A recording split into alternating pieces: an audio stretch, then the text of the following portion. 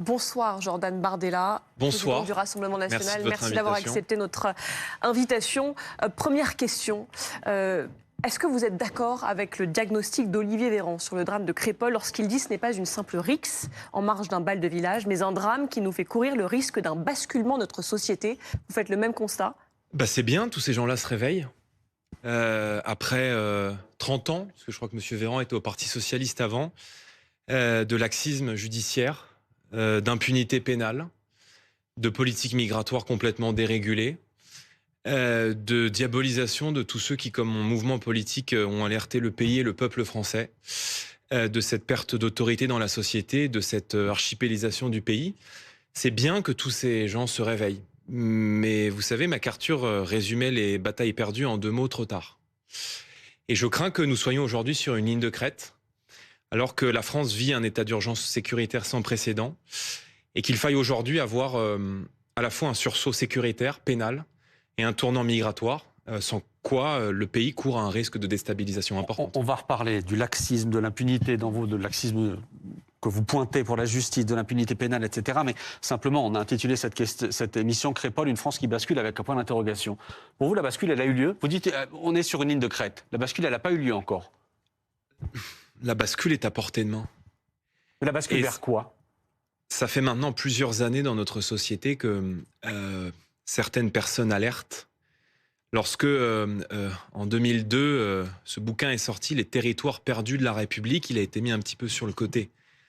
Lorsque le rapport Aubin, en 2004, qui s'inquiétait du recul de la laïcité, de la fragmentation des valeurs de la République à l'école, on a mis un petit peu ça sous le tapis. En 2016, lorsque Patrick Calvar, l'ancien patron des services de renseignement français, était devant une commission d'enquête parlementaire, il a dit « Je vois, moi, patron des services secrets français, un pays au bord de la guerre civile ». Monsieur Hollande, dans son bouquin Adavet et l'homme, juste avant de quitter le pouvoir, a dit « Les rapports qui me sont remontés pendant 5 ans sur la situation des banlieues m'ont fait penser à des situations de guerre ». Et puis on a eu, comme une ironie du destin, Monsieur Collomb, qui nous a quittés il y a quelques jours et qui, lorsqu'il a quitté le ministère de l'Intérieur, a eu ces mots: « Je crains que demain nous ne vivions plus côte à côte, mais face à face ». Ça fait plusieurs années que nous alertons sur ce sujet. Moi, je veux dire à nos concitoyens qu'il est encore possible de rétablir l'autorité de l'État, de rétablir la paix civile dans notre société, mais que cette volonté politique, elle incombe un changement total de la politique à la fois sécuritaire, policière, judiciaire, migratoire, qui est conduite dans notre société. Donc on peut encore changer les choses. Maintenant, à votre question, je pense qu'on ne changera pas les choses avec les gens qui nous ont conduits aujourd'hui dans la situation dans laquelle nous sommes. Monsieur Véran, Monsieur Dupond-Moretti, Madame Borne, Messieurs Macron et Darmanin portent une responsabilité très lourde. Et on entendra Olivier Véran, ça n'est pas que on eux, entendra Éric mais ils portent eux-mêmes une responsabilité dans la situation de notre pays. Nous vivons aujourd'hui dans une société où il y a une agression gratuite toutes les 44 secondes, 120 attaques au couteau par jour, un refus d'obtempérer toutes les 20 minutes.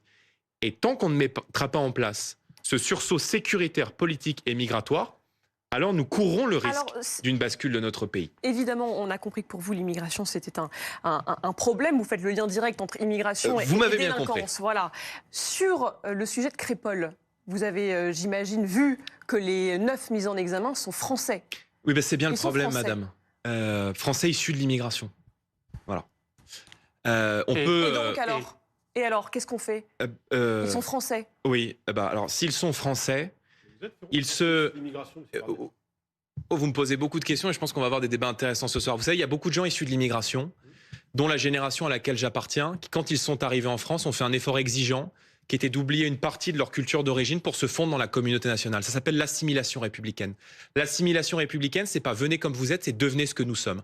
Or, aujourd'hui, nous avons, je le dis et je l'assume sur le sol de la République française, des gens qui sont incontestablement de France, mais pour citer Max Gallo, dont l'âme est ailleurs. Et qui se comportent en France. Elle est où, cette âme? Elle est dans leur pays d'origine. Ou elle est en tout cas pas en France. Mais leur pays d'origine. Qui se comportent en France. Leur pays d'origine, vous les renvoyez à 2-3 générations en arrière. Attendez, on va y venir.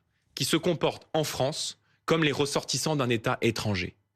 Lorsque j'écoute les témoignages, je lis les témoignages dramatiques des amis de Thomas qui étaient sur place, ils disent quoi? Ils disent ces jeunes de cité sont venus pour planter des blancs. Ils ne sont pas venus pour faire la fête. J'ai vu qu'on a tenté de d'euphémiser un peu la situation, de dire en fait c'est une rixe, de dire en fait ils sont venus avec des couteaux comme si on allait dans une soirée étudiante avec des couteaux pour faire la fête. Non, ils sont venus avec la volonté d'en découdre. Je pense que cette génération-là, c'est une génération qui est perdue. Alors, et la seule chose qui nous permettra de garder en main ces gens qui sont bien souvent connus des services de police, c'est la force des lois. Et je trouve que les lois sont beaucoup trop laxistes. Il faut s'arrêter là-dessus. J'ai pas répondu à la fin. Il faut s'arrêter là-dessus pour pas qu'on perde le fil. Il faut s'arrêter là-dessus. Vous dites leur âme est ailleurs. Vous les renvoyez effectivement. Non, je ne les renvoie pas. Vous les renvoyez à leurs origines, 2-3 générations en arrière. Si vous arrivez au pouvoir un jour, Jordan Bardella, vous, d'autres au Rassemblement national, ce sont ces Français-là aussi dont vous devrez vous occuper. Vous ne les renverrez nulle part. Vous arrêtez aujourd'hui l'immigration en France.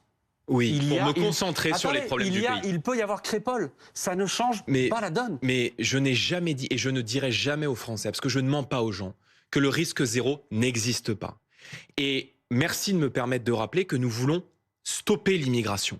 Parce que si on ne stoppe pas aujourd'hui l'immigration, qui fait que nous accueillons chaque année dans notre pays l'équivalent de la ville de Toulouse de manière légale, et d'après M. Patrick Stefanini, qui est quand même spécialiste de la question de l'immigration, 900 000 clandestins sur le sol de la République française. Mais les jeunes dont nous parlons ce soir, vous ne les renverrez nulle part. J'y viens. Ils sont français, J'y ils viens. resteront en France. D'abord, on arrête d'aggraver le problème. Parce qu'en faisant rentrer des centaines de milliers de personnes chaque année dans notre pays, on déstabilise la société française et on entraîne les conditions d'un chaos partout sur le sol de la République française, non plus seulement dans les banlieues, mais désormais du Trocadéro au Crépol, il n'y a plus un seul territoire français qui est épargné par l'insécurité. Je prends les déclarations du préfet Moutou des Alpes-Maritimes. Il dit quoi ? La quasi-totalité de mes chiffres de l'insécurité dans mon département sont liés à la délinquance étrangère. Alors, je vous mets à l'aise. Je vous mets à l'aise. Je vous mets à l'aise. Vous grossissez le trait. Si, j'ai les chiffres de Hugues Moutou, je l'ai entendu hier sans doute comme vous sur BFM TV. Il parle du quartier de Moulins, quartier des Moulins à Nice, et il dit, ce sont ces chiffres, 70% de la délinquance. Monsieur Switek, attendez, 70% de la délinquance de rue dans ce quartier-là, c'est de la délinquance étrangère. Vous savez quoi, Monsieur Switek ? Je ne vais pas me battre respectueusement avec vous pour essayer de vous démontrer par A plus B et par tous les chiffres qu'il y a un lien entre l'immigration et l'insécurité. Vous contestez cette affirmation. Par des chiffres, c'est votre droit. Non. Moi, je maintiens mon affirmation et je propose aux gens qui nous regardent, de se faire un avis. Et je peux vous dire qu'il n'y a pas un Français qui nous regarde là à 7h sur BFM TV qui considère qu'il n'y a pas de lien entre l'immigration et l'insécurité. On n'en est plus là. Alors pourquoi vous vous opposez au projet de loi immigration qui est en ce moment à l'Assemblée nationale et qui permettrait, selon Gérald Darmanin, d'expulser l'intégralité des délinquants étrangers ? Qui permettrait, selon Gérald Darmanin. Ce texte de loi n'est pas un projet de loi contre l'immigration. Il est un projet de loi pour l'immigration. Quand on a un article 3 qui facilite la régularisation des clandestins, c'est une prime à l'illégalité. Et cet article de loi et ce texte de loi, je le dis aux Français, va constituer l'un des plus grands appels d'air migratoires de toute la Ve République, puisqu'il va permettre à des gens qui viennent sur le sol français, qui violent la loi. J'avais entendu Marine Le Pen dire que c'était une petite loi, et qu'éventuellement elle pouvait même s'abstenir. À la condition qu'il n'y ait pas l'article 3, Monsieur Jeudi. Alors, sur le sursaut, ce que vous appelez au sursaut sécuritaire, pénal j'ai l'impression que j'ai laissé filer plein de questions auxquelles j'ai pas répondu. Non, mais là, pour être précis, parce que là, vous dites, vous appelez au sursaut. Qu'est-ce que vous mettez dans votre sursaut de concret comme mesure sécuritaire et pénale ? D'abord, il faut un tournant. Je laisse de côté l'immigration parce qu'après vous allez me dire c'est pas. Je mets de côté l'immigration quelques instants. Alors, soyez précis sur le tournant. Considérant que nous arrivons au pouvoir et que par un référendum nous maîtrisons l'immigration. Il faut un sursaut en matière pénale. Il n'y a pas un seul de ces jeunes qui se livrent à de telles razzias, à de telles violences parfois inhumaines, qui craint la justice. La justice française aujourd'hui ne fait plus peur. Et les décisions de justice sont bien trop souvent, aux yeux des victimes, du côté des agresseurs, plutôt que de n'être aux yeux du côté des victimes. Donc, il faut un sursaut en matière pénale, il faut renforcer les sanctions contre les mineurs, il faut mettre fin aux remises automatiques de peine. Ça a déjà été le cas. C'est le cas. Non, ça n'a pas. On peut rentrer dans le détail. Ça n'a pas été fait. Il a supprimé la suppression, la réduction automatique de 2 mois. Voilà. Donc la suppression des remises automatiques de peine en soi n'a pas été abrogée. Deuxièmement, il faut rétablir des peines planchées pour casser la récidive. Il existe dans le droit français des peines maximales. Je pense qu'il doit exister des peines planchers et des peines minimales pour casser la récidive. Troisièmement, il faut nous remettre au niveau européen en termes de places de prison. Il n'y a pas 18 000 assez nouvelles places de prison annoncées par Éric Dupond-Moretti. Annoncées quand? Annoncé là, c'est un texte qui a été voté en octobre par le Parlement. D'accord. Merci, on est en quelle année? 2023. D'accord, ils sont au pouvoir depuis 2017. Depuis 2017, on nous promet ces places de prison qui ne sont pas arrivées. Quatrièmement, il y en a une partie d'arrivée, pas la totalité, mais quatrièmement, nous avons 25% de détenus étrangers dans les prisons. Nous rétablissons la double peine. Nous expulsons les délinquants et criminels étrangers dans leur pays d'origine. Il n'y a aucune raison que le peuple français subisse la double peine. C'est-à-dire crime et délit, et en même temps, de devoir garder sur le territoire français. Oui, bien sûr. Avant la peine. Il y a deux choses. Donc on les renvoie dans leur pays sans savoir ce qui va se passer derrière. Non, ils sont condamnés par la justice française. Il y a deux cas de figure. Soit nous avons un accord et nous obtenons, ça c'est de la diplomatie, un accord bilatéral avec le pays de départ. S'il y a un accord bilatéral qui est passé avec le pays de départ, il fait sa peine dans son pays de départ. S'il n'y a pas d'accord bilatéral avec ce pays, il fait la peine dans les prisons françaises et il est ensuite expulsé à l'issue de sa peine. Mais dans les deux cas... C'est la politique de Gérald Darmanin aujourd'hui. Non, ce n'est pas la politique de Gérald Darmanin. Ça n'est pas la politique de Gérald Darmanin. Excusez-moi. Le 18 octobre 2020, après l'attentat qui a visé Samuel Paty de la part d'un Tchétchène, le ministre de l'Intérieur fait passer une consigne à ses préfets en disant à partir de maintenant, on va expulser les étrangers radicalisés. Ça n'a pas été fait. Nous avons aujourd'hui, sur le sol français, 8000 individus qui sont membres du FSPRT, le fichier de signalisation de la radicalisation. Sur ces 8000 personnes, vous en avez la moitié qui sont étrangers. Avec nous, dehors. On les renvoie chez eux. Pour une partie des Russes ou des Caucasiens, vous n'avez pas échappé que c'était un peu compliqué ces derniers mois pour expulser vers la Russie. Mais ça ne vous a pas échappé, monsieur Jeudi, que les relations diplomatiques de ce point de vue-là ont été remises sur table et le président de la République, lors des rencontres de Saint-Denis, nous l'a confirmé qu'il y avait maintenant des liens. De nouveau, ça redémare. Oui, ça redémarrait avec l'Algérie notamment. Oui, mais enfin, si Emmanuel Macron nous avait pas fâché avec l'intégralité des pays avec qui nous avions des discussions, peut-être que ça aurait pu faciliter les choses. Mais je vous rejoins sur le fait que que nous avons d'abord aujourd'hui le record de faiblesse en matière d'exécution des OQTF. Il n'y a pas un pays en Europe qui expulse moins que la France. 5% d'exécution d'OQTF, en Allemagne c'est 20%. Il faut engager le bras de fer avec les pays de départ. Il faut engager le bras de fer diplomatique avec les pays d'origine. L'Allemagne expulse moins vers le Maghreb et plus vers la Turquie. Ça se passe mieux entre l'Allemagne et la Turquie que ça ne se passe, vous le disiez à l'instant, entre la France et les pays du Maghreb. Exactement. Sauf que qui nous a fâchés aujourd'hui avec... Emmanuel Macron était très fort. Il a réussi l'exploit de nous fâcher. On est fâché, Jordan. Oui, mais enfin, il a même réussi l'exploit. Il a même réussi l'exploit de nous fâcher avec le Maroc. Il fallait quand même le faire. Jordan Bardella, je reviens à Crépol à une phrase que vous avez employée tout à l'heure. Ces jeunes des cités sont venus pour planter des blancs. Qui est un témoignage que je relate, qui a été relaté par vos confrères dans la presse. Précisément. On en parlait tout à l'heure ici avec Dominique Rizet. Il y a à l'issue du meurtre de Thomas une centaine d'auditions qui ont été faites par des témoins. Il y a 9 témoins qui disent avoir entendu des propos hostiles aux blancs. Cet aspect-là, pour l'instant, n'est pas retenu par la justice. Vous avez raison. Cet aspect-là, pour l'instant, n'est pas retenu par la justice. Vous trouvez ça étrange. Mais pourquoi reprendre cela comme si c'était une évidence, comme si c'était la vérité, alors que précisément, la justice n'est pas encore passée? Que l'on dise, il y a cette hypothèse-là, la justice doit l'explorer, la justice doit enquêter et ensuite condamner, si c'est le cas, très bien.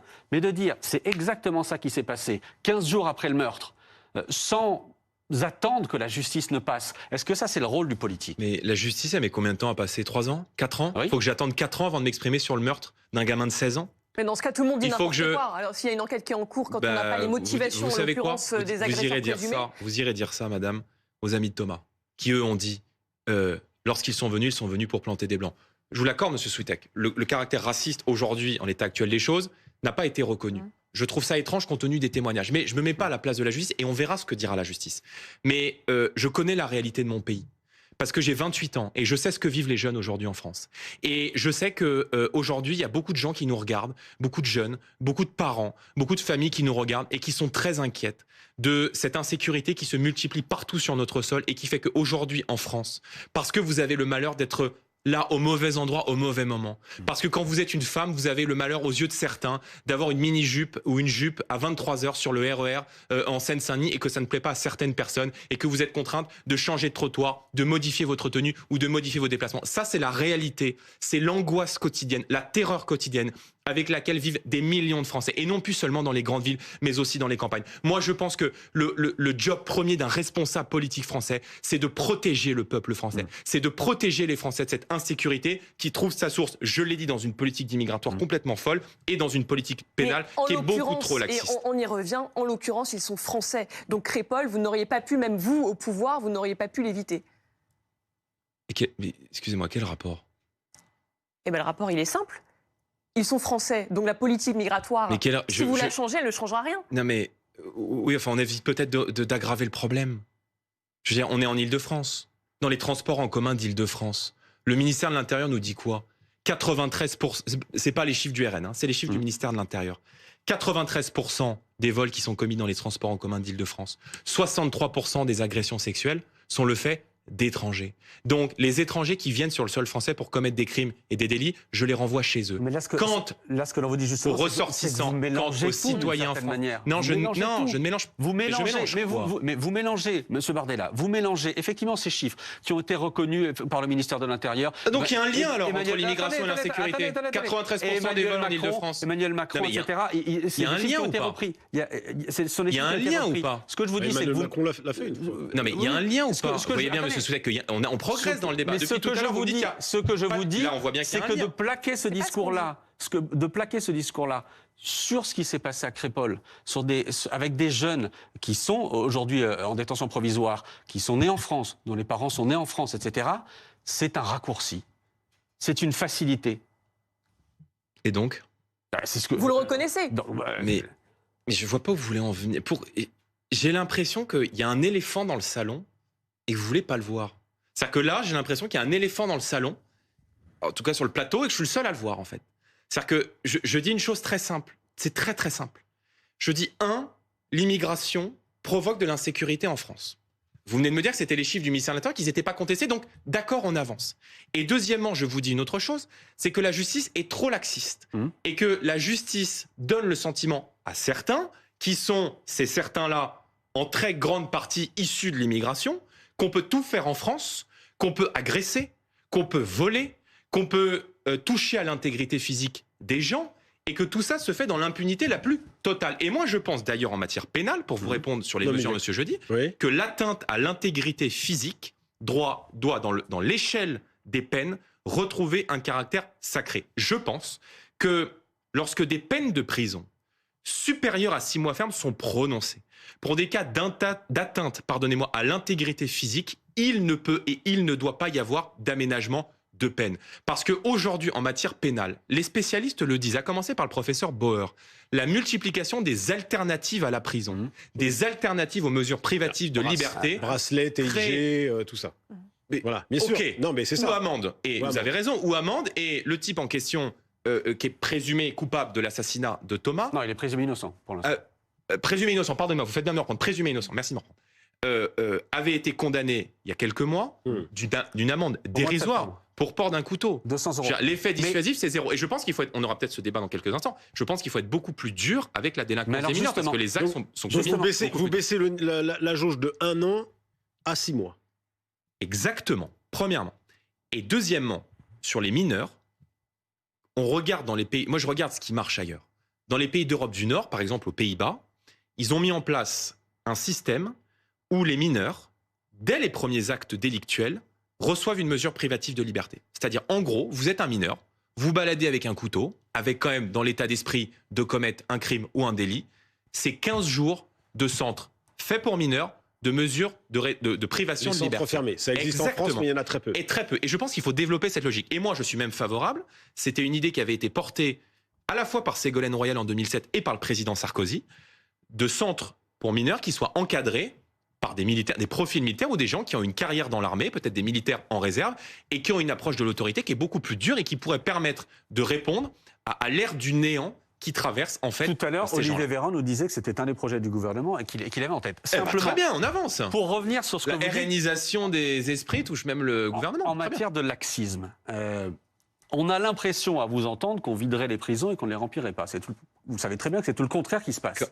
Il y a aujourd'hui, au 1er novembre... Je sais ce que vous allez me dire. Au 1er novembre, 75 000 détenus. Il y en avait, en 2001, 48 000. C'est-à-dire qu'entre 2001 et aujourd'hui, chaque année, nous avons ajouté 1200 prisonniers dans nos prisons. Non, mais c'est juste pour vous... Attendez. C'est juste pour vous dire que systématiquement, et c'est pareil avec l'immigration, les choses sont peut-être un peu plus compliquées. C'est-à-dire qu'on rajoute de la prison et des détenus chaque année, et malgré tout, on le voit dans les chiffres, et on le voit aussi dans les sondages que l'on a, il y a ce sujet de l'insécurité. Mais les prisons, elles ne se vident pas, elles se remplissent, et même elles débordent. Je connais cet argument par cœur, qui est l'argument du ministre de la Justice, avec qui nous sommes en désaccord. On va l'entendre dans un instant. Qui dit, il est en direct ? Non. D'accord. Ça aurait été animé en plateau. Non, qui vous dit, aurez surtout prévenu. s'il fallait que je réponde après. Mais enfin, c'est pas grave. On vous aurait prévenu. Qui dit, très clairement, on met plus de monde en prison chaque année. Donc, par conséquent, ça veut dire que la justice est plus dure. Ça veut juste dire que on a aujourd'hui dans notre pays une bombe insécuritaire qui est devenue totalement hors de contrôle. Il nous manque des places aujourd'hui. Il nous manque 40 000 places de prison pour atteindre, pas pour atteindre un niveau délirant, pour atteindre la moyenne européenne, premièrement. Et je vous rappelle, et ça répondra à votre remarque, qu'il y a chaque année dans notre pays 100 000 peines de prison qui ne sont pas appliquées, manque de place. Et donc, on multiplie les alternatives à la prison. On écoute Éric Dupond-Moretti. Avec plaisir. Il était tout à l'heure l'invité de BFM TV, après avoir été relaxé hier, comme vous le savez, l'invité de Benjamin Duhamel. Et il a parlé de vous, il a parlé du RN, écoutez. Ce que je n'aime pas dans l'attitude du Rassemblement national, c'est l'exploitation, au fond, de ce drame. Vous pensez qu'il n'y a plus de petite Lola, plus de petit Enzo, plus de petit Thomas, si le Rassemblement national arrive au pouvoir? Donc qu'est-ce qu'ils nous disent? Ils racialisent cette affaire. On n'a pas besoin de ça, monsieur. On a besoin de concorde. Il faut que les auteurs soient châtiés, sévèrement châtiés. Et il ne faut pas non plus qu'on stigmatise une partie de notre population. Vous racialisez ce drame. Oui, non, mais ça, c'est le cinéma de M. Dupond-Moretti, en fait. M. Dupond-Moretti est un très bon acteur, et c'est un très bon comédien, mais c'est un piteux ministre de la Justice. Moi, je pense qu'il aurait dû démissionner, M. Dupond-Moretti. Pourquoi il a été relaxé? Parce que, non pas pour ça, mais pour son bilan. Parce que, vous voyez, les gens... il n'a pas créé assez de postes de magistrats? Qui écoutent M. Il en a créé beaucoup. Qui écoutent 1500. Qui écoutent M. Dupond-Moretti se disent, mais... après Lola, il s'est passé quoi? Après le drame d'Annecy. Elle a été mise en examen. Après le drame d'Annecy, il s'est passé quoi? L'auteur. Après l'assassinat de Dominique Bernard, il s'est passé quoi? Après Axel Dormier, il s'est passé quoi? Il y a eu des interpellations et des mises en examen. Après des incarcérations. Crépol, il va se passer quoi? Est-ce qu'on va continuer, quand on est ministre comme M. Dupond-Moretti, de se comporter comme un chef de gang, c'est-à-dire en fait de passer son temps à insulter, à injurier, non pas seulement le premier parti d'opposition, on a compris que c'était quasiment obsessionnel. Mais ça, en fait, à la rigueur, peu importe, parce que nous, on est solide. Mais à insulter des gens qui, depuis des années, critiquent les dérives du laxisme judiciaire. Et je vais vous dire, je pense que tout ce qui se passe... Enfin, cet été, après les émeutes urbaines, il avait plutôt donné des consignes pour que les magistrats, que les parquets prononcent des peines dures. Ça a été reconnu d'ailleurs. Après ce qui s'est passé pendant les émeutes, on a un président de la République totalement hors sol qui donne une interview aux Parisiens et qui dit « Mais qui avait vu venir ces émeutes ?» Mais est-ce que vous vous rendez compte du niveau de déconnexion de ces gens-là? Quand M. Dupond-Moretti dit... Le RN voudrait nous faire croire qu'avec eux, il ne se passerait rien, etc. J'ai jamais dit que le risque zéro n'existait pas. Je dis que nous restaurerons l'autorité de l'État et que nous mettrons en place une politique pénale implacable 742 personnes ont été condamnées à de la prison ferme. Il y a des membres de votre parti qui ont dit que la petite Lola ne serait pas morte si vous étiez au pouvoir. Non. Et si ça a été le cas, je suis en désaccord avec ça. Parce que je pense qu'on ne peut pas mentir aux gens et leur expliquer que le risque zéro, que ce soit sur l'insécurité ou sur le terrorisme, n'existera pas. Mais est-ce que M. Dupond-Moretti, qui est ministre, est capable d'aller voir les familles des victimes et des blessés du Crépol pour leur dire qu'on ne peut pas faire autrement et qu'il y a une fatalité? Olivier Véran est allé. Oui, je note d'ailleurs que l'accusation de récupération et de temps de décence, ça s'applique pas à eux, en fait. En gros. C'est ça, c'est-à-dire que c'est que à nous. Pour le coup, dénonçons ça depuis 30 ans. La famille ne souhaitait pas qu'ils viennent ni à la Marche Blanche ni aux obsèques. Vous vouliez aller aux obsèques? J'ai cru comprendre que vous vouliez aller aux obsèques, que la famille ne voulait pas. Non. Je veux dire, il faut respecter le deuil. Il n'y a pas lieu d'envoyer des responsables politiques dans des moments comme ça. Mais notre boulot à nous, c'est de dire ce qui s'est passé. Parce que je veux dire, si les responsables politiques que nous sommes, des gens qui, comme le Rassemblement national, aspireront à prendre le pouvoir dans 4 ans, ne parlent pas et ne disent rien, qui va le faire ? Ça fait des années qu'on est les porte-voix de cette majorité silencieuse. Pas parler, mais quasiment. Mais pas du tout. Mais sur ce qui s'est passé hier, ce sont les nazillons que vous n'avez pas supportés. Non, mais quasiment. Je veux dire, quand moi j'ai fait une interview sur le service public cette semaine, la première question qu'on me dit, c'est en gros, vous n'avez pas honte de ne pas respecter le temps de décence. Mais quel temps de décence ? Je veux dire, il y a des attaques au couteau, il y en a 120 par jour. Ça veut dire qu'en fait, on doit rien dire. Donc le temps de décence se passe lundi, mardi, mercredi, et puis après on est passé à autre chose. Et donc on peut rien. Donc moi j'assume de dire les choses. Monsieur Bardella, moi je n'ai jamais critiqué le fait que dans l'hémicycle, il y ait de la controverse, et y compris sur ce sujet. Et c'était très bien que ça ait lieu lors des questions d'actualité. Après, nous sommes d'accord. D'ailleurs, au passage, la plainte de Marine Le Pen contre Éric Dupond-Moretti, elle est déposée ? Elle est en train d'être préparée, elle sera déposée. Je n'ai pas échangé avec Marine avant l'émission, mais en tout cas, elle sera déposée parce que moi, j'en ai assez que, pas mon mouvement politique, mais en fait le représentant de 42% des gens qui ont voté pour Marine Le Pen lors de l'élection présidentielle se fasse en permanence insulter, mépriser, cracher au visage par Monsieur Véran, Madame Borne, Monsieur Dupond-Moretti. Donc maintenant, ça suffit. Donc, je ne veux pas la judiciarisation du débat politique, mais en fait, quand on se fait insulter, à un moment donné, stop, parce que quand ils m'insultent et quand ils insultent Marine Le Pen, j'arrive, c'est nos électeurs qu'ils insultent. Et ce sont des Français de toutes conditions, de toutes origines, qui viennent de tous les horizons politiques, qui ont voté pour nous, qui en ont marre de cette insécurité et qui estiment légitimement, je le crois, qu'il faut aujourd'hui un retour de l'autorité dans notre société. Et croyez-moi, lorsqu'il s'agira de rétablir l'autorité, notre main ne tremblera pas. Donc vous allez porter plainte contre Éric Dupond-Moretti. Je rappelle le contexte. Il a dénoncé les propos incendiaires du Rassemblement national. Il vous a dit, faites d'abord le ménage chez vous, chassez de vos rangs les gudards, les identitaires, les nazillons, les racistes, les antisémites qui sont planqués dans vos officines économiques.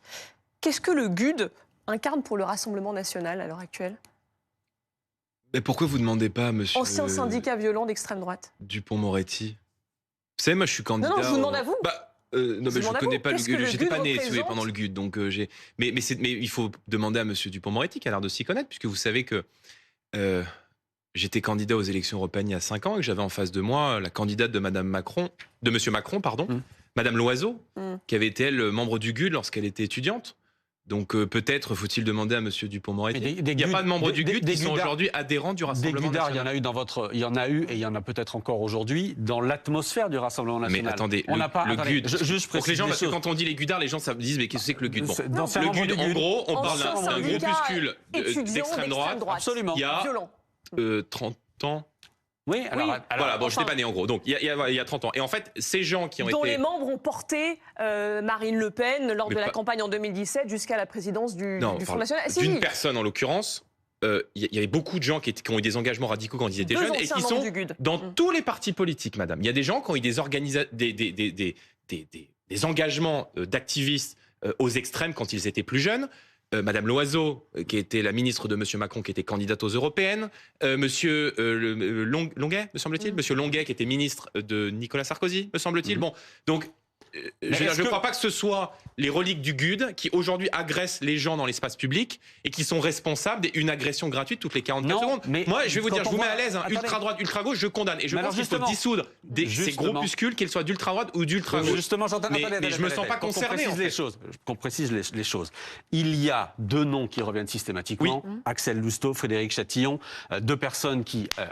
ont une proximité avec ceux qui ont défilé encore le week-end dernier. On sait qu'Axel Lousteau et Frédéric Chatillon, leurs entreprises ont reçu, notamment encore de la délégation du Rassemblement national au Parlement européen l'année dernière, plus de 600 000 € de contrats. Simplement. Et ces gens-là, je finis, et notamment Axel Lousteau a défilé au mois de mai lors de manifestations ou de défilés qui ressemblaient furieusement à ce qu'on a vu le week-end dernier. À cette époque-là, Marine Le Pen l'a dit, elle l'a dit dans le journal Le Monde, stop. Ça suffit. C'est bien qu'il y avait un problème. On ne l'a pas inventé et on ne renvoie pas à 30 ans. Monsieur Switek, les actionnaires des sociétés de communication, je ne sais pas si vous connaissez, vous, à titre personnel, les actionnaires de toutes les sociétés de communication, de tous les prestataires qui travaillent avec BFM TV. Les 2 personnes dont vous parlez étaient actionnaires d'une société... bien connu personne les connaît de Marine Le Pen. Oui, on parle, on est 4 à savoir de qui on parle. Enfin bref, mais je vais vous répondre quand même parce que Comme ça, je vous aurais Frédéric répondu. Chatillon. Voilà, que personne ne... mais bon, c'est pas grave. Le fondateur du GUD. Voilà, bon, donc il y a 30 ans, voilà, ok. Oui, mais qui est toujours dans votre sphère. Non. Marine Le Pen a tenu ses propos dans le journal Le Monde. Je suis président du Rassemblement national depuis 1 an. La société en question, qui est la société e-politique, aujourd'hui, à ma demande, Frédéric Chatillon et Axel Lousteau, c'est une demande que j'ai faite aux prestataires. Je dis nos prestataires doivent faire des prestations, mais ils ne doivent pas faire de la politique. À partir du moment où nos prestataires font de la politique dans des idées que je ne considère pas acceptables au regard de ce que je défends moi et de ce que défend mon mouvement politique, alors à ce moment-là, ils ne travaillent plus avec le Rassemblement national ou ils en sortent. Ils en sont sortis. Donc c'est terminé. Le Rassemblement national, par son prestataire que vous citez, Frédéric Chatillon et Axel Lousteau, ne sont plus actionnaires de ce prestataire.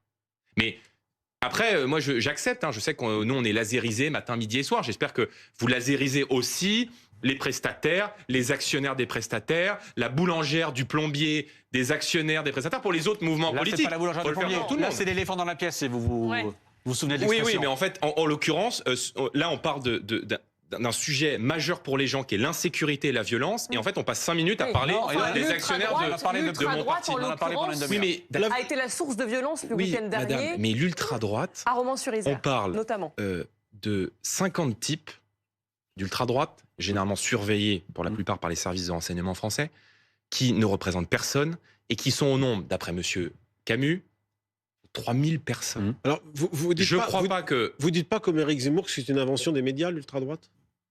Mais quand on a des types qui sont arrêtés avec des saluts nazis et des photos d'Hitler dans leur téléphone, il faut dissoudre les mouvements, vous approuvez la décision de Moi, je suis favorable à la dissolution des milices d'ultra-gauche et d'ultra-droite. Oui, ultra-gauche et ultra-droite. Je pense, d'abord, pour répondre sur la manifestation, Madame Ahmed, dont vous avez parlé, d'abord, on ne répond pas, et je le dis pour que ce soit très clair, on ne répond pas à la violence par la violence, et on ne répond pas à l'insécurité par des expéditions punitives, par des slogans vengeurs ou par une justice privée. On y répond par la force des lois et l'autorité de l'État républicain. Et quand Marion Maréchal parle d'eux avec ces termes des zozos, ce qui a tendance à les rendre sympathiques, ça vous choque ?